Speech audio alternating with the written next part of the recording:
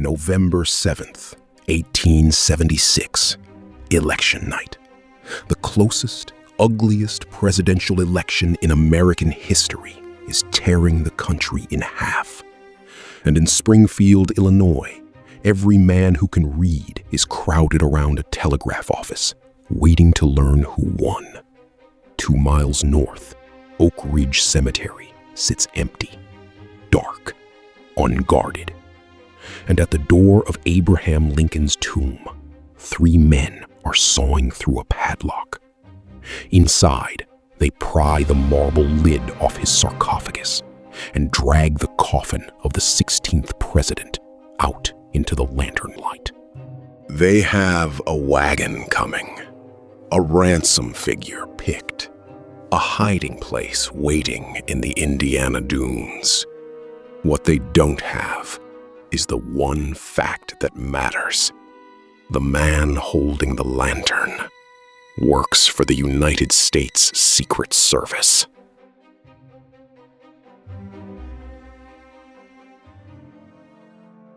(1876). America runs on paper, greenbacks, printed promises, and by some estimates, 1/3 of the paper money in circulation is fake. Counterfeiting isn't a crime in the shadows, it is an industry. And the king of that industry in Illinois is a quiet, respectable-looking Irishman named Big Jim Kinealy. Kinealy has a problem. His name is Benjamin Boyd, the finest engraver of counterfeit plates in the Midwest, the artist whose $100 bills fooled bank tellers. In October of 1875, the Secret Service finally caught Boyd, and a judge sent him to the state penitentiary at Joliet for 10 years. Within months, Kinealy's operation is printing garbage. The business is dying. So Big Jim conceives the most audacious ransom in American history. Not a jailbreak, not a bribe. Collateral. Steal the body of Abraham Lincoln, the most beloved corpse in the Western world. Hide it where no lawman could ever find it, and trade it back to a grieving nation for 2 things: $200,000 in cash and Benjamin Boyd's freedom. His first crew talked too much in the wrong saloon, and the plan fell apart. The second time, Kinealy got careful. And here the story turns on an irony almost too perfect to believe. The agency hunting him, the Secret Service, had been created to fight counterfeiting, and the paperwork establishing it was sitting on Abraham Lincoln's desk the very night he left for Ford's Theater. One of Lincoln's final acts. Now the only thing standing between his body and the men coming for it. The new crew drinks at a Chicago saloon called The Hub, a bar Kinealy quietly owns on West Madison Street. Behind the counter, Terrence Mullen. At the tables, Jack Hughes, a Coney man who has moved fake bills for years. They're loyal, they're careful, and they know nothing about graves.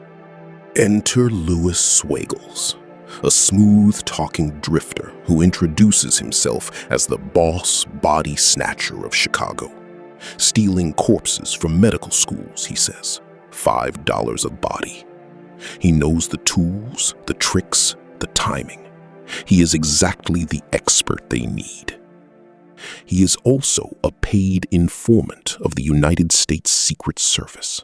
$5 a day, reporting to the chief of the Chicago office, a relentless Irish-born detective named Patrick Tyrrell.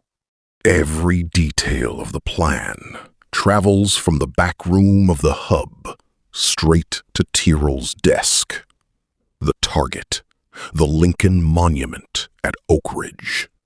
The night, November 7th, election night, when every policeman in Illinois would be watching ballot boxes and every citizen would be somewhere else.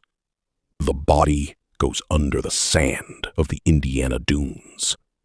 The ransom demand comes later, from a safe distance. Tyrrell could arrest them at any moment. He doesn't. Talk is cheap in a courtroom. He wants them caught with their hands on the coffin. So on the night of November 6th, two groups of men board the same train to Springfield. The robbers and the detectives waiting to take them. They ride south together in the dark. November 7th, after dark, Oak Ridge Cemetery. The tomb of the man who saved the Union is protected by exactly one padlock. No guard, no alarm, no night watchman. Mullen saws through it while Hughes watches the road, and Sweigels, the informer, holds the light. Inside the catacomb, they pry the marble lid from the sarcophagus and get their hands on the cedar coffin. 500 pounds of president. They haul it out, inches at a time, heavier than any of them imagined. Across the monument, in the pitch black of Memorial Hall, Patrick Tyrrell and a squad of Secret Service men and Pinkerton detectives stand in their stocking feet, listening through the wall. The coffin is half out of the sarcophagus when Mullen sends Sweigels to bring up the wagon. It's the moment the informer has waited for. He slips into the dark and gives the signal. The detectives pour into the catacomb, revolvers drawn, and find it empty.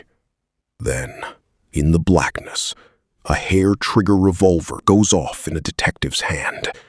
Every armed man in that monument opens fire on each other. Secret Service and Pinkertons shooting at shadows in the dark around Lincoln's open tomb. Outside, Mullen and Hughes hear the gunfight erupt and simply walk into the night. The most audacious grave robbery in American history is foiled not by a trap snapping shut, but by chaos.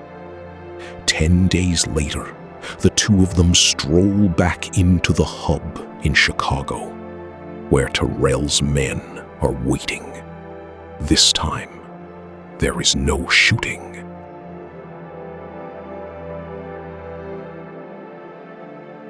Then comes the twist no screenwriter would dare. The state of Illinois discovers it has no law against stealing a body. None. A corpse, legally, is nobody's property. So the men who tried to kidnap Abraham Lincoln are charged with attempting to steal a box. The indictment reads, one casket, otherwise called a coffin, the personal property of the Lincoln Monument Association. Appraised value, $75. The sentence, 1 year each. In Joliet, the same prison as Benjamin Boyd. But Springfield never slept easy again. The tomb's custodian, John Carroll Power, and a handful of trusted men took Lincoln's body and hid it in the basement of his own monument under a pile of scrap lumber. Later, a shallow grave dug at night. For years, thousands of Americans wept over a sarcophagus that was empty. In 1880, the secret became a brotherhood with a name, the Lincoln Guard of Honor. It ended in 1901. Lincoln's own son, Robert, ordered his father sealed where no one could ever reach him. A steel cage, 10 feet down, drowned in tons of concrete. But before the pour, they opened the coffin one last time. 23 people looked in. The face, 36 years after Ford's theater, was unmistakably his. The youngest witness was a 14-year-old boy named Fleetwood Lindley.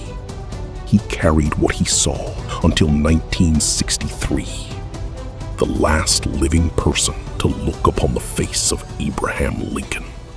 The counterfeiters priced Lincoln's body at $200,000. Springfield answered with 2 tons of concrete. If you want the stories that fell through the cracks of American history, the plots, the spies, the miracles, subscribe. Because next time, we go back to the Revolution, to the secret ring of spies Washington built after the fog saved his army. 6 ordinary Americans, invisible ink, coded names, and one agent so secret we still don't know who she was.